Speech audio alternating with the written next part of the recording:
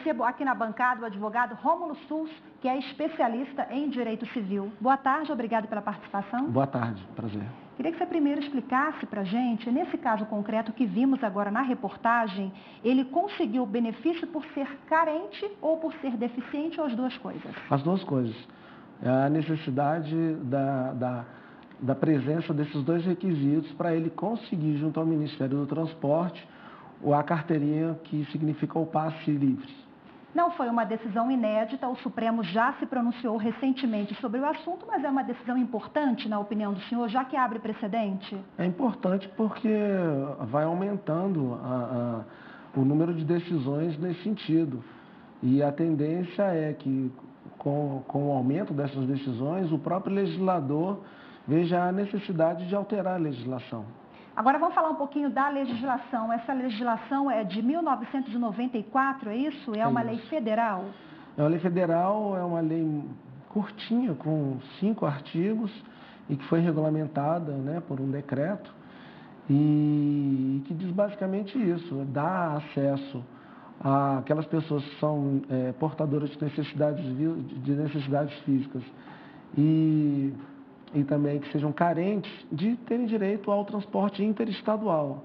Então, determina que as companhias de transporte coletivo reservem dois lugares para essas pessoas que se inserem nesse quesito que recebem o passe livre. Agora, doutor Rômulo, essa lei, ela fala em passe livre em ônibus, trens e barcos. Ela não traz nenhuma orientação a respeito do transporte aéreo, é isso? É exatamente isso.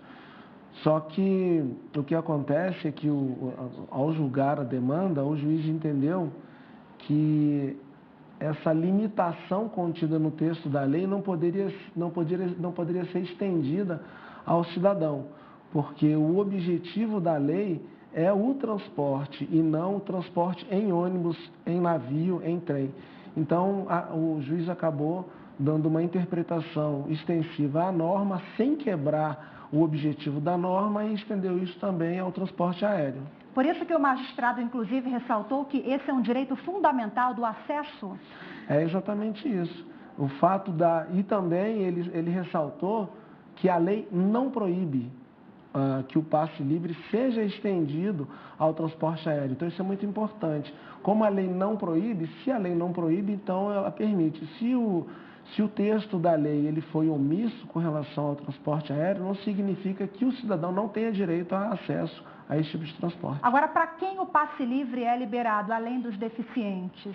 Bom, a necessidade do cidadão solicitar esse passe livre junto ao Ministério do Transporte. Então, se ele reunir todas os requisitos para receber esse passe livre, ele vai receber, que são eles: ele tem que ser portador de algum tipo de necessidade especial, e também ele tem que ser carente. Então, se ele estiver inserido nessa situação, ele pode inclusive baixar os formulários no site do próprio Ministério. É bem tranquilo, só que ele tem que comprovar essa situação. Leis estaduais também regulamentam o passe livre para idosos e estudantes, por exemplo, né? Na realidade, cada estado pode ter a sua lei regulamentando essa situação, desde que não fira o princípio geral da lei federal.